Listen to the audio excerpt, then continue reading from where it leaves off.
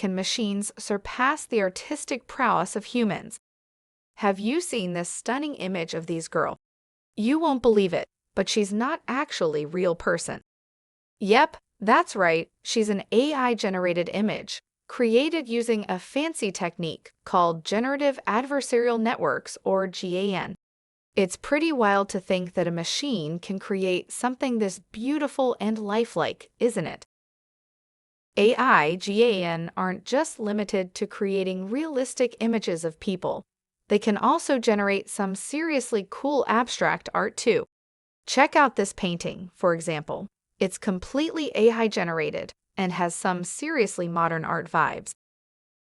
Another example is Portrait of Edmond de Bellamy, a painting created by French art collective Obvious using a GAN. The painting depicts a blurry figure in a black suit and was sold at auction for a staggering $432,500.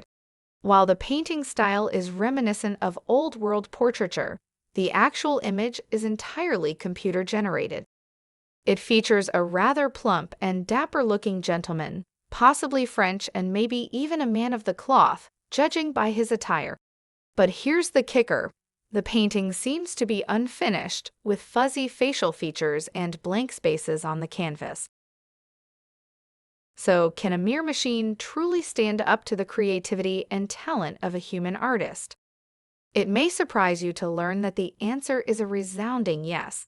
Thanks to the amazing advances in artificial intelligence and the power of generative adversarial networks, machines are now able to create stunning works of art that rival even the most talented human artists.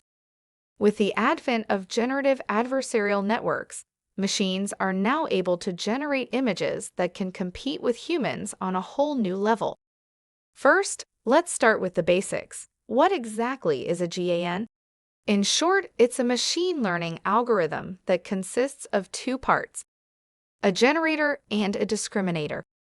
The generator creates new images based on a set of input data, while the discriminator tries to identify whether the images are real or fake. Over time, the generator becomes better at creating images that fool the discriminator, resulting in more realistic and lifelike images. The process of creating an image from text input using GAN involves training the neural network to generate images that match the text description provided as input. This process requires a two-step approach. First, the network must learn to map the text input to a latent vector, which is a mathematical representation of the text description.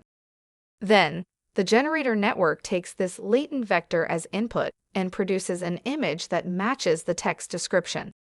To achieve this, the GAN network is trained using a dataset of paired images and text descriptions. The generator network is designed to create images that match the input text descriptions, while the discriminator network is trained to differentiate between real and generated images. This adversarial training process helps the generator to continually improve its ability to create realistic images. One of the cool things about GAN is that they can be used to generate all sorts of different types of images, from realistic-looking faces to abstract art to even realistic-looking furniture. And because they're based on neural networks, they can learn to generate images that are completely new and different from anything that's ever been seen before. So, how is it possible for AI-generated images to compete with those created by humans? For one, machines are able to analyze vast amounts of data and identify patterns that may not be immediately apparent to humans. This means that AI-generated images can often be more intricate and detailed than those created by humans. Of course, this is not to say that AI-generated images will completely replace human artists. There is still something special about the human touch, and art created by humans will always have a certain emotional depth and personal meaning that machines cannot replicate. Perhaps one day we'll see entire art exhibitions filled with pieces created by artificial intelligence, leaving us wondering which were created by humans and which were created by machines. It's an exciting time to be a lover of art and technology, as the two continue to merge and push the boundaries of what's possible.